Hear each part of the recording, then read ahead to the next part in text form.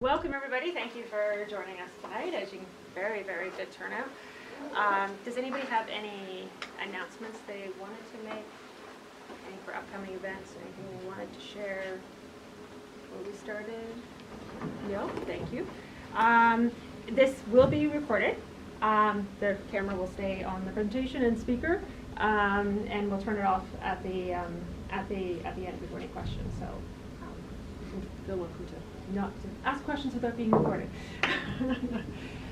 Thank you, Jeff, for speaking today. We're excited to hear how cyber intelligence can be used both for good and bad with the right tooling. So, thank you.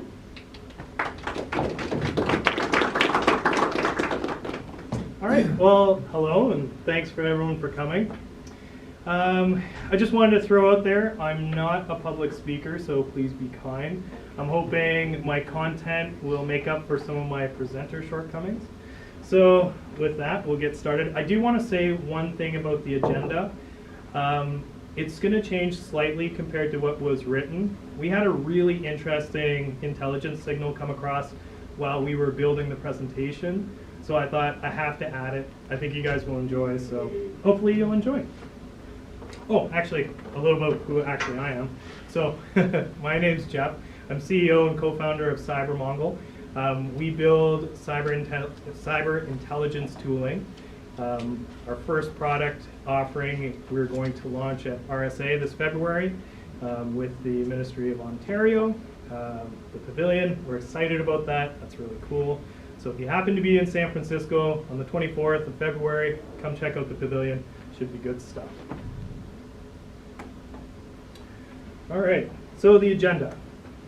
We're going to look at how ingesting signals from the security community can produce forward-looking cyber intelligence. We're going to look at some trending threat signals and discuss how defenders and adversaries may consume them. We're going to watch a few short videos demonstrating session cookie hijacking and see what can be done with it.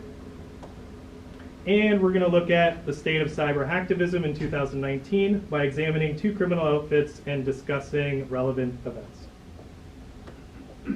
All right, so we'll start with what is Guru? Guru is our product that we're launching. Yay, there's a screenshot of it. All right, so Guru is an advanced intelligence platform that captures signals from the security community on emerging threats. It uses dynamically generated graphs to map relationships between threats and their makers. It has 2 proprietary threat feeds that are piped into the interface and provide trending tool info, community chatter, and momentum indicators. Everything posted on the feeds has a direct link to the underlying asset, so tool, blog, and when I say tool, just so everyone knows, exploit tool or whatever we're tracking.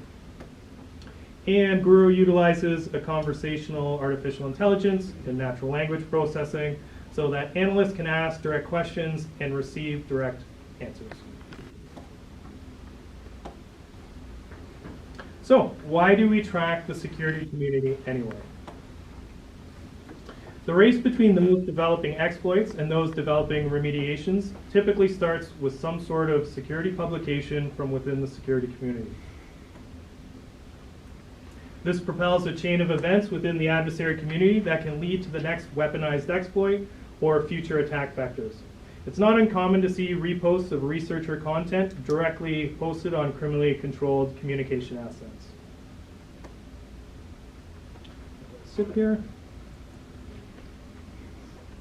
So on the left, in the red, we have an adversary surveillance structure. We've left it kind of undefined because it really can be manual, it can be fully automated. Basically what we're trying to get at here is they have the same intent to watch the security community as we do. Why are they watching it? Because they want to either learn or develop the next exploit or next exploit tooling to attack enterprise. It's fairly straightforward that way. In the purple, we have the security community, and the nodes represented are signals that we watch. For instance, code repositories, wealth of signals comes out of there. Community chatter. What are the communities saying? Who are they saying it to? What are they saying it about? We look at journalism and vendor blogs, what's being written. Key influencers, who are the key influencers, what are they saying? And we look at proof of concepts and innovation. You know, what innovation is happening in the security community that might be coming down the pipe. Moving over towards the blue, the Defender surveillance architecture, we capture signals in an automated fashion, we classify them, and we break them out into features. So our features that we look for are emerging threats, chatter, the momentum of either the threat or the chatter within the community, the relationships between, say, threat maker and other threat developers or the people talking about them, and security news. And that gets pumped up into our interface, and an analyst will use it at that point. I want to make the distinction here, at the point it comes into the interface, it is highly refined intelligence signals, or security signals. So it takes an analyst with the context of his own or her own security stack, the needs of their business, to actually process that and create cyber intelligence to defend enterprise. So just a quick show around the room, who here uses cyber intelligence in their security operations currently? All right, cool. And who, does anyone want to guess or know what cyber intelligence actually is? So I can just say a really quick and easy explanation here. So the way that it's easy to understand cyber intelligence is if you look at the US military. US military either invades countries or defends against invasion. It hasn't been invaded for quite some time, but it does look at defense. And it uses intelligence to see, okay, where will we deploy our military assets? What will happen to those assets? What's the strengths and capabilities of our adversaries? Who might attack us? How might they attack us? So that's a very brief explanation of intelligence in general. So you could just apply it to a cyber context. Actually, I'm sure you guys have all heard cyber warfare is waging pretty good. So this is becoming more relevant than ever. All right, so the first signal we'll jump into, increased Cobalt strike momentum. Cobalt strike activity in the Chinese security community has escalated since the release of pirated version 3.14. Another quick question, who here uses Cobalt strike or has used it? Okay, cool. All right, Burp Suite collections showed growing momentum. It's the little black box on the far right on our feed. Growing momentum indicators, which initiated our investigation. Yep. Can you explain what Cobalt Strike is? Yeah, I'm gonna get to it. Yep, okay. definitely. Following the link to a GitHub page owned by Mr. XN, yielded current proof of concepts, other exploit tools, and a link to a security blog written in Chinese. The blog produced links to underground tools and cracks. More specifically, cracked versions of Cobalt Strike 3.14 and Burp Suite Pro were found. Cobalt Strike software licensing is strictly controlled, making pirated versions sought after by the criminal underworld and nation-state actors. Okay, so how could defenders consume this signal? First of all, defenders will want to know, if they don't know, what is Cobalt Strike? According to Can Attack, Cobalt Strike is a commercial, full-featured penetration testing tool which bills itself as adversary simulation software designed to execute targeted attacks and emulate the post-exploitation actions of advanced threat actors. Cobalt Strike's interactive post-exploit capabilities cover the full range of attack tactics, all executed within a single integrated system. And for those of you not sure what Can Attack is, very basically, MITRE ATT&CK is a framework that allows you to describe adversary behaviors. Is this like Metasploit on steroids kind of thing? Yeah, you could say that. The next level? Mm-hmm. The being able to mimic the adversary behavior or the malware or primeware behavior, that's what really sets it apart from or legitimate traffic, right? Sometimes an adversary will want to say mimic a Southeast Asian advanced actor, their tradecraft, even though they have nothing to do with them, because it may throw defenders totally off. Because it may set a whole chain in motion in the incident and response saying, okay, you know what, Lotus Blossom, they are attacking us, we got to do this, we got to look for these indicators. Meanwhile, it has nothing to do with them. Or you may just have legitimate traffic going through the network and you're trying to blend right in with it. It's a pretty powerful tool. I myself don't have a lot of experience using it, but I may now that there's a cracked version. We may check it out and see. It's pretty expensive. It's expensive. Yeah. Okay, so what else will defenders want to know? Defenders will want to learn how to fingerprint Cobalt Strike team servers. And a Cobalt Strike team server is basically a command and control server. So you have the beacon, which you could think of as the malware that goes onto the endpoints, and it talks to the command and control server. So team server, command and control, beacon malware. They could do so by looking for a null space in the HTTP status response.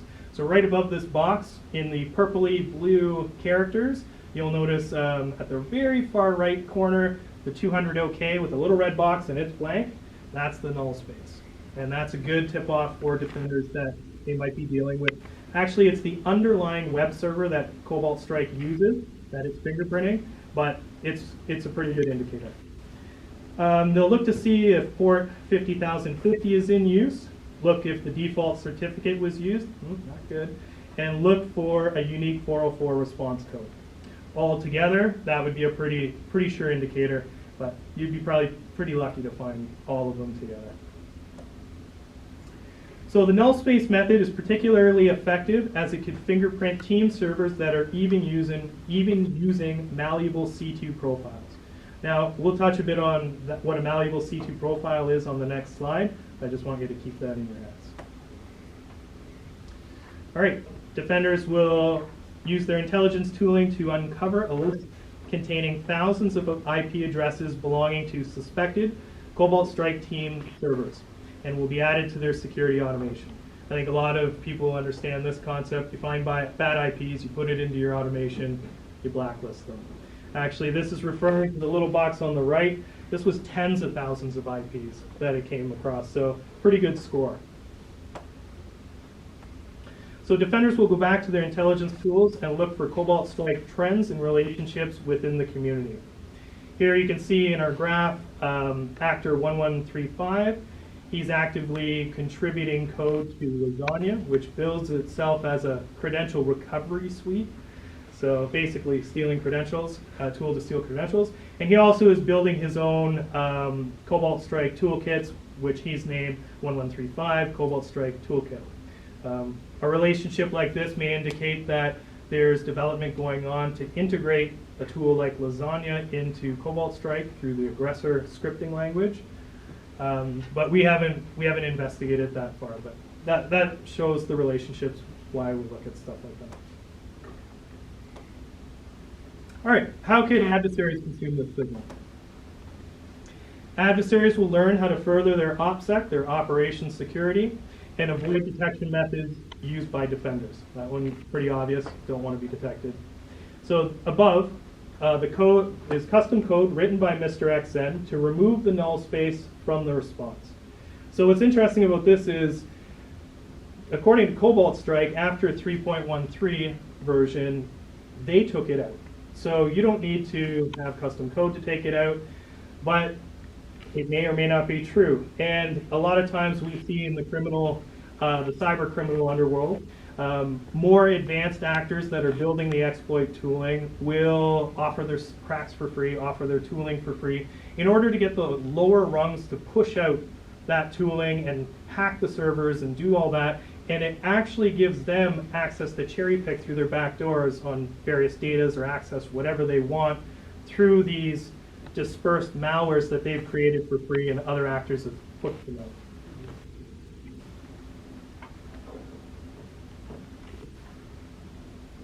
out. All right, adversaries will find a wealth of knowledge pertaining to the use of Cobalt Strike within the Chinese security community. Additionally, they will learn about other tradecraft that can be used effectively in conjunction with Cobalt Strike. So this is referring to the upper left-hand corner. And this specifically, they're talking about advanced phishing methods. You'll notice a tool called Evil Engines 2. It's a man-in-the-middle framework that phishes two-factor authentication. We're actually going to go through a demonstration of that in a few slides, so that's kind of cool. But it really shows the integration of not just saying, hey, use this toolkit, but use this in conjunction with this, in conjunction with this, for a full attack chain. Adversaries will find, develop, and or share modifications for Cobalt Strike, including valuable C2 profiles. These profiles can mimic behaviors of advanced adversary malware or legitimate traffic, changing the network indicators that the beacon and C2 channel emit. All right, so the next signal, FBI warns about transparent proxies. Phishing and automated exploitation of two-factor authentication with technologies like Evil Engines 2, Murena, and NecroBrowser. So according to ZDNet, the FBI has observed cyber actors circumventing multi-factor authentication through common social engineering and technical attacks. The FBI wrote in a private industry notification September 17, 2019. So just a little note, within the transparent proxy community, we are still seeing active development on Murena and Evil Engines 2.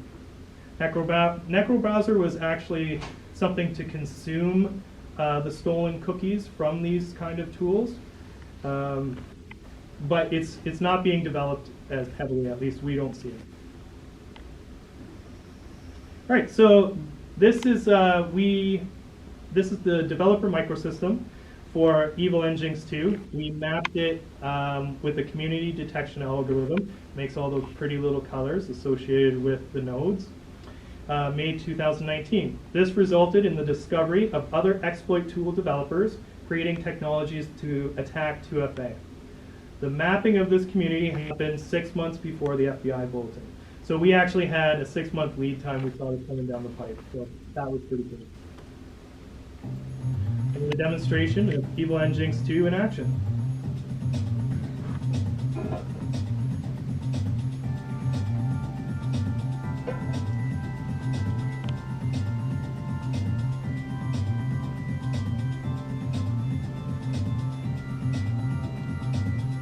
Music picked by me.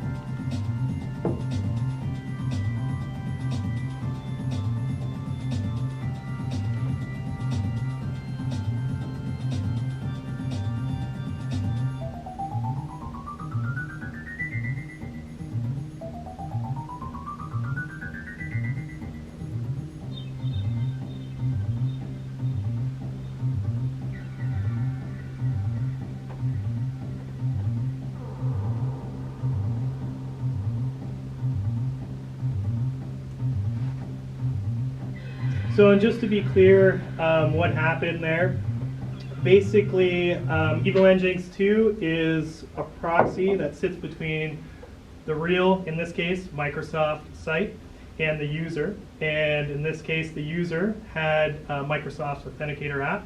So you feel pretty secure, at least before these came out, that you'd have to have your device in order to be hacked, basically be phished. So what happens is you're sent a phishing email. In this case, it was pretty obvious, evil test something. If you clicked on that, well, I don't know, maybe you deserve to be phished. But so basically, the phishing vector happened. The user connected to Evil Engines with the password, not the two-factor, just their passwords. The server passed that on to Microsoft, and then got its response, and then it sent the request for the two-factor authentication, which went through the Evil Engines server, and then it captured the session cookie with the credentials and passed it also on to the Microsoft endpoint. So one important point to note is different from regular phishing, that they try and copy or clone sites, there's no need to do this because it's just transparently in the middle. What you're interacting with is actually Microsoft's site. It's just people are catching what you're putting in the middle. So how could defenders consume this? Defenders, in this case, were able to get a 6-month head start when they first saw this risk emerge on their threat feeds. Defenders rolled out Azure AD conditional access policies to stop this type of man-in-the-middle attack. Policies like domain joined endpoint, IP location, and certificate-based authentication all prevent this type of attack. Also another great one, and I think it was just announced at Ignite this year, was the integration with YubiKey and Azure.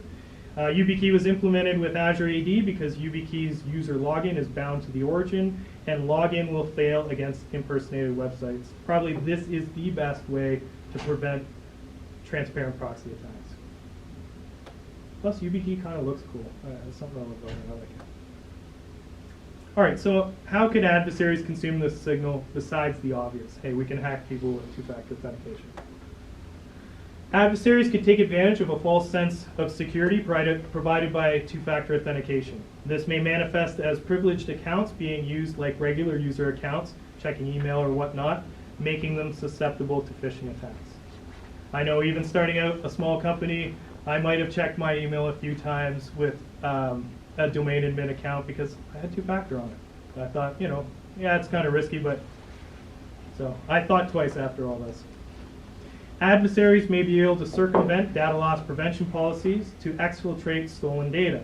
And if an attacker can enroll a device into an MDM, the device could be used to exfiltrate data through the sync features of Office 365. Typically, a mobile device management software will require two-factor authentication challenge to enroll a new device by a user. So for anyone who doesn't know, MDM is something like Microsoft Intune. You get a new laptop or whatever you have, it says, you know, connect to your work or corporate account, and it just kind of enrolls you. You have to satisfy a two-factor push, usually to your authenticator app or text message. So next, we will join an attacker-controlled device to Intune MDM with our stolen cookie, exfiltrating data through the sync features of Office 365. So in this test case, we set up Azure AD fairly out of the box, but we did put very heavy data loss prevention policies in place. Not even warn on match, it was block on match, like just shut it right down. And this is what happened.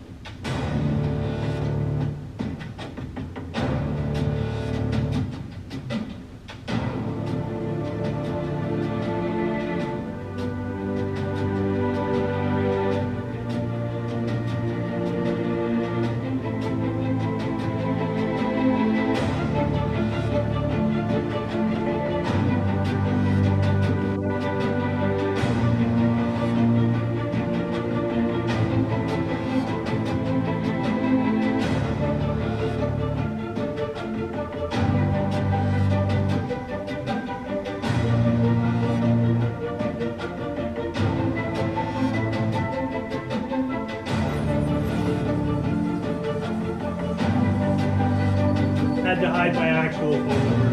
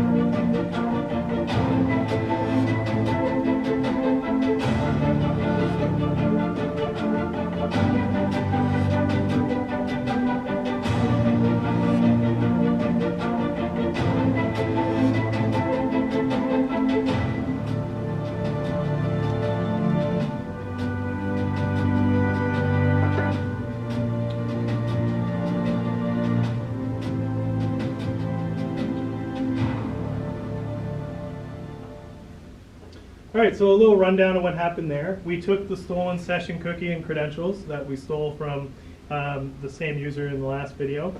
And because that user, even though low privileged user, can get into Azure AD, and in default configuration, they are allowed to add a secondary contact number in case they were to lose their phone or whatnot.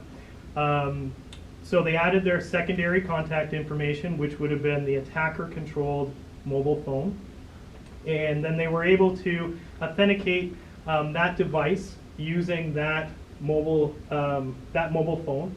Something weird to note, actually, is it didn't work sending a text message. I'm not sure why. I needed to get it to phone. So I don't know if there's something in the system or what. I don't know why, but that's how it worked. It was just trial and error. If there was a very, very astute user, they would have noticed a rogue authentication request to their authenticator app. When you went to authenticate and it said select a different method to authenticate, it would have initiated a ping to the user. So someone who's very security conscious would have said, okay, this is weird or paranoid, let's investigate this. But we got to be honest, how many people would get that authenticator message and it's like 5 o'clock, you're getting home, oh, what's this weird Microsoft stuff, plug, forget it. So that would have been the only notification available for the person to know, yeah, there's trouble.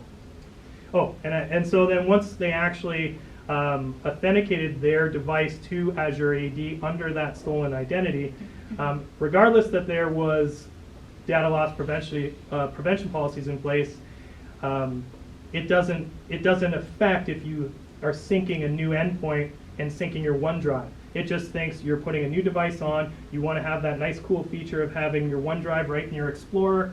It thinks that, so you basically can sync up, copy your Outlook inbox to disk, unplug the endpoint, and you got everything.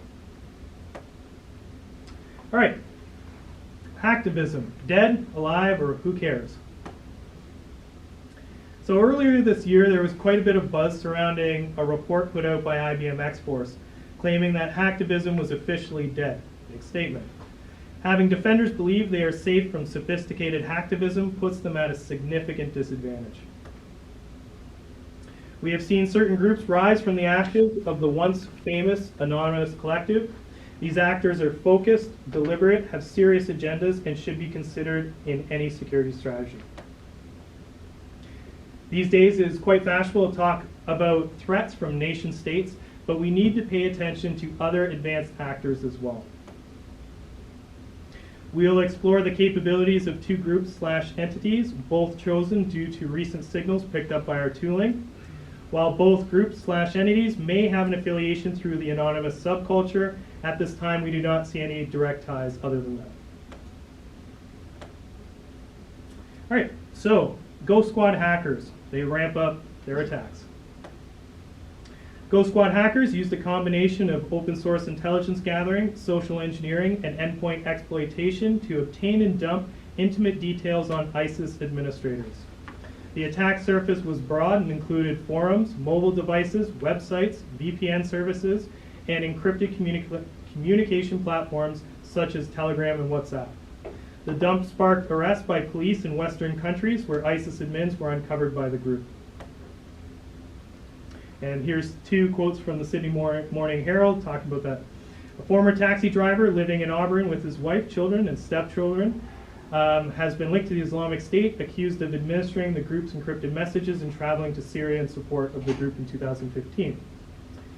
Leaked data showed one Belgian teenager, known to be an Islamic State supporter, had a video on his phone on how to most effectively behead someone. The teenager, who cannot be named, was one of almost 30 Belgian nationals exposed in the Ghost Squad hackers leak. So hackers posted video and images captured from hacked ISIS endpoints displaying the content on social media. That's up at the top. It was pretty creepy actually to see video streams on social media that way. Although this campaign was for the greater good, you got to keep in mind that this group targets legitimate business and legitimate entities with the same ferocity. So they did good here, not so much the rest of the time. All right, so here's a timeline of their attacks. So January 2016, they attacked the Ethiopian government with a denial of service attack. May 2016, Trump's hotel collections, they got it, same denial of service attack. April 2016, the Israeli Defense Force was hacked and data leaked on its members. It was pretty substantial, home addresses, all that. You can imagine the operational security concerns that they would probably have because of that. April 2016, Anonymous hacked the Ku Klux Klan, their main website. They did a denial of service, plus they hacked and leaked data on its members previously to that. May 2016, Ghost Squad hackers hit 13 international banks with a denial of service attack, including the Bank of England. June 2016, CNN internal mail servers were hit with denial of service. You can imagine what that would have done to internal business communications. In June 2016, U.S. military suffered much the same fate as the Israeli Defense Force. Pretty significant breach, home addresses, credit cards, all of that data leaked. And March 2019, ISIS admins, as we discussed, data leaked on its members. It was a cyber war that actually had ramifications into the real world by having police arrest their enemy, which worked out good for them. All right, so Ghost Squad hackers, the tools of the trade. Defenders will want to know the tools and methods their adversaries use to exploit their targets. Furthermore, defenders will want to know what new and emerging tools their adversaries may adopt due to similarities within their own tradecraft. So above this box, this was taken from an anonymous recruiting site where the group was showing new hacktivists how to use its DDoS toolset. Given the group's close affiliation to Anonymous, these tools may have been used in previous Ghost Squad hacker campaigns that we just did. And right underneath that, Ghost Squad hackers custom tooling for encrypting and encoding JavaScript. And in the far left corner, right underneath, a tool called Ghost Delivery, a tool for malware payload delivery. The tool is also in active development, and it's actually the reason why our sensors are still following the route. This is kind of funny. Defenders will distill tactics from things found like this communication between ISIS members, warning against spear phishing attacks. So defenders in this room, you will get a kick out of this because even international terrorist cells have problems with people clicking on links. So it's really small. It's really small on my screen, so I'm going to get in here. I just want to read a piece of it. It's hilarious. May Allah help. There was a great deal of time hacked devices via links and map files in groups and others. Some brothers were arrested for this reason. How many times have we warned us not to open unknown any link or file before checking it and making sure it's safe? Even if it's your father, your brother, your mother sent it, don't open it. So check before you press. You can feel the agitation coming through that communication, but I mean, it's a reality. So far right corner, surrounded in blue, Red Ghost, a Linux post-exploitation framework. And top right, the Mirai botnet was one of the most successful DDoS botnets in history and was widely embraced by the Hacktivism Collective. This is a new version of Mirai written in Python that we are tracking.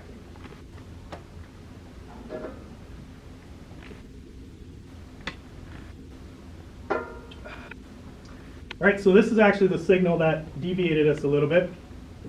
Hacker Manifesto released with recent bank attack. Anyone heard about Cayman National? Yeah, that's kind of cool. Kind of a weird, things aren't syncing up either, like the stories. So this is our take on it. Hacker Phineas Fisher, responsible for hacking Gamma International and leaking their flagship software product, FinFisher. FinFisher was actually spy software for fairly oppressive government regimes. They were criticized for it. Infiltrating hacking team and Spanish police has now added hacking Cayman National Trust to her achievements. Cayman National said the attack hit its operations last week, November 2019, but Phineas Fisher says she entered the network in 2016, deciding to leak the data almost 4 years later. Based on the writing of the Hacker Manifesto, it does appear to be detailing an attack in 2016, but the manifesto itself looks to have been just recently written. The hacker has said to have made off with a few £100,000, pounds, that she intends to put towards radical social projects. Additionally, the attack leaked 2 terabytes of customer records detailing offshore holdings, confidential business communications, and supposed evidence of corruption and tax evasion. That evidence has been given to journalists to review, so we'll see if that actually leaks out into the media over the next couple months. Phineas Fisher said that Cayman National was just one of multiple banks within the campaign, insisting that all loot will be going to fund her new hacktivist bug hunting program. We'll touch a bit about that on the next slide. In 2016, Phineas Fisher gave a rare interview to Vice News through a chat program and insisted to only be represented by a puppet for operational security. Phineas Fisher's OPSEC tradecraft is regarded by many as one of the best. I want to make a point here, and normally you'll hear, nation state, their operational security is fairly horrible for the most part, besides like APT 29, Russia does a good job on it. But really, they don't need heavy OPSEC. Are you going to go to North Korea and extradite anyone? I mean, it does happen where there was a Russian hacker, I forget the exact story. He was wanted by the FBI, and he was going somewhere, and he didn't think they had, I forget, was it Italy? I forget, but he was flying through some fairly neutral country, and they picked him up and they sent him to the States. Bad luck for him, but usually if you stay within your borders, you're pretty much okay. But a hacktivist, in other words, they could be here. They could be in Toronto. In this case, it's believed she's in South America, but still, you need to have heavy operational security because you also don't have a government behind you. You have either a little crew or yourself, and it makes for some pretty good tradecraft. One last thing to say about this, just to show the extent in which she went. Besides paying for infrastructure to attack these banks in cryptocurrency, which is inherently hard to trace, she hacked people's accounts, stole their cryptocurrency, and paid with their cryptocurrency. So that shows you the level in which she's willing to go to protect her identity. So we will go through a detailed breakdown of the methodologies used by Phineas Fisher to conduct an attack on Cayman National in 2016. We'll use the MITRE ATT&CK framework to describe our findings and map to common language. It is important to note that even though this attack took place in 2016, the do-it-yourself guide entitled How to Rob a Bank was written and released just a short while ago. The author mentions which portions of her tradecraft should be substituted to combat recent advances in today's defenses, and we will further that analysis. All right, so propaganda.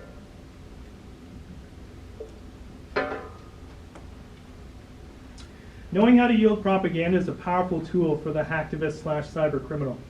Phineas Fisher not only demonstrates competency in this area, but also ingenuity. Aside from her well-written recruitment rhetoric, Phineas Fisher goes deeper and applies an innovative model to facilitate her call to arms. A new era in hacktivism is emerging with the advent of her new program coined Hacktivist Bug Hunting Program.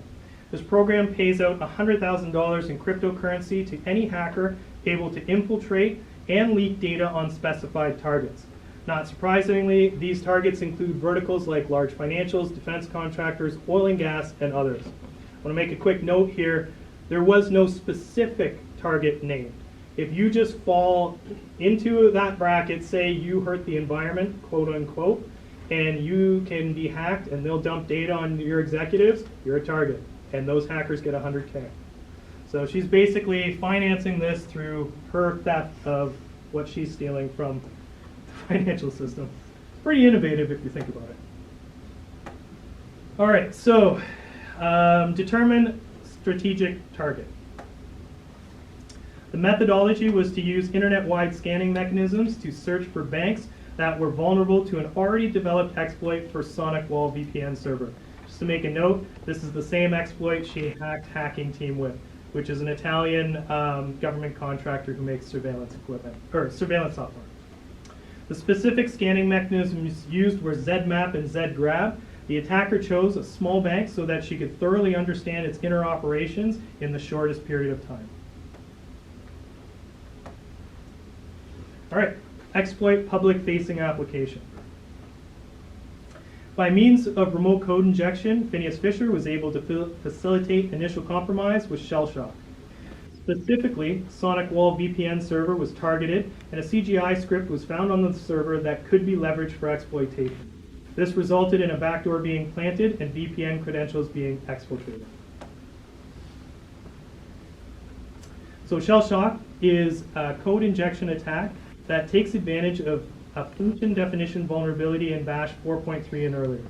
The vulnerability is caused by Bash processing trailing strings after function definitions in the values of environment variables. In Bash 4.3 and later, these trailing strings will not be executed. So just to note that this command here was not found in the manifesto. It was just an example of something she may have used. And the malicious command in that trailing string is actually just to create a netcat bind shell, but it kind of highlights what we're talking about. So contrary to a recent analysis that you might have actually read where they thought it was a phishing attack, states that she utilized a phishing attack. Phineas Fisher states that the bank was attacked simultaneously by a totally unrelated entity. Furthermore, phishing does not match the attacker's previous tradecraft, as she typically chooses to exploit public-facing applications to gain initial access. Then here's a direct quote from her from the manifesto. Following the investigation they did about the hacking, I found it interesting to see that by the same time I did it, the bank could have been compromised by someone else through a targeted phishing email. As the old saying goes, give a man an exploit and he will have access for a day, teach phishing and he'll have access for his life.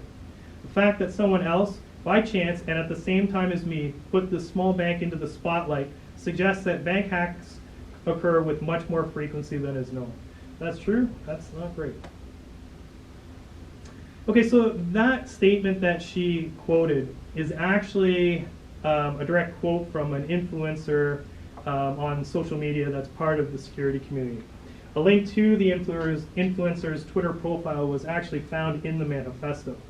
I just want to make a point here. Criminals pay detailed attention to what influencers within the security community do, and they watch them intently. You can see this individual here. I cannot pronounce his name. Thaddeus E-Grug. E-Grug. He's got 109,000 followers. He posts some awesome stuff. If you've never seen his stuff, you should check him out. He is good. Hard name to pronounce though. And the code we've been looking at on this slide is part of a custom backdoor she wrote to exfiltrate VPN credentials. Valid accounts. Phineas Fisher caught a break and was able to pivot into the bank's domain accounts by reusing the stolen VPN credentials. This included the domain administrator. Naughty, naughty, not good. Time was taken to understand the bank's operational procedures for using Swift transaction network.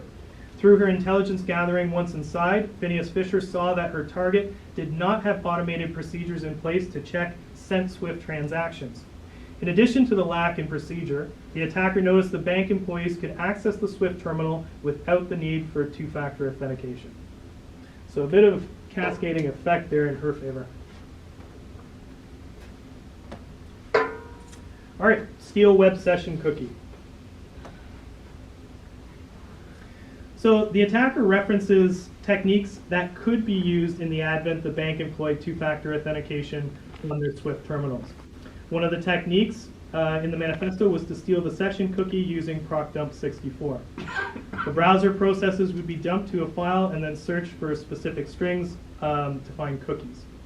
Additionally, exploit tools like Cookie Monster, shown above, could be used to obtain and decrypt web session cookies.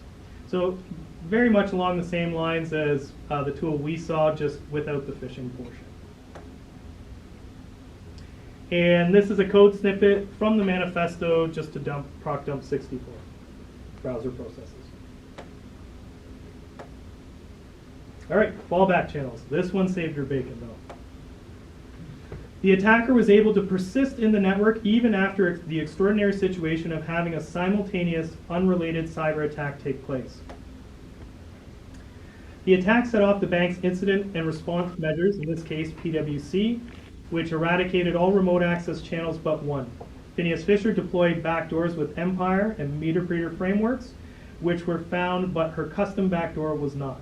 She was able to return to the network, watch the investigation unfold, harvest newly changed credentials, and wait patiently until the heat died down.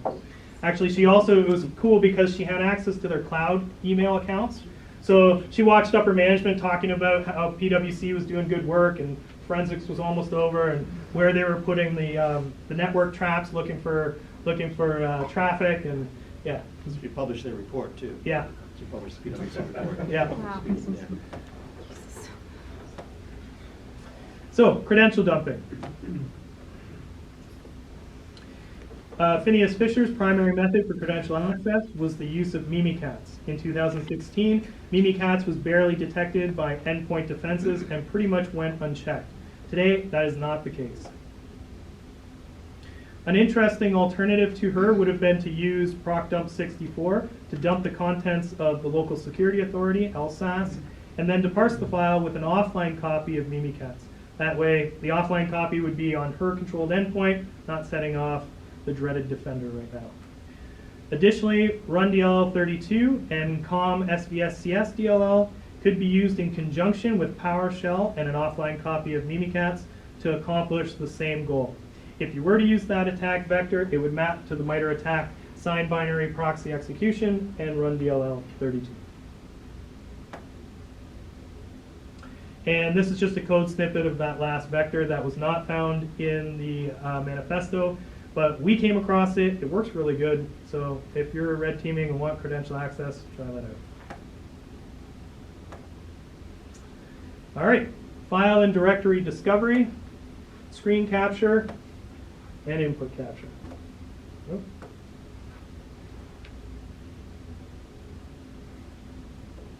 No.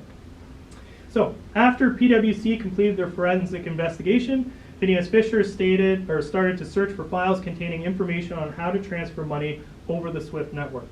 In her own words, the most effective means in learning how to operate the SWIFT network was to watch employees via screen capture. Key logging was also particularly effective as it showed employees opening a portal called Swift Access Service Bureau login. That would be a bingo. Phineas Fisher saw that there was a process in place of 3 people required to execute a transfer. The stages consisted of someone to create the transfer, someone to review it, and the last person to authorize it. Well, since Phineas Fisher had everyone's credentials already due to key logging, she could do all 3 steps herself, and she did, and she transferred the stolen funds to various drop accounts.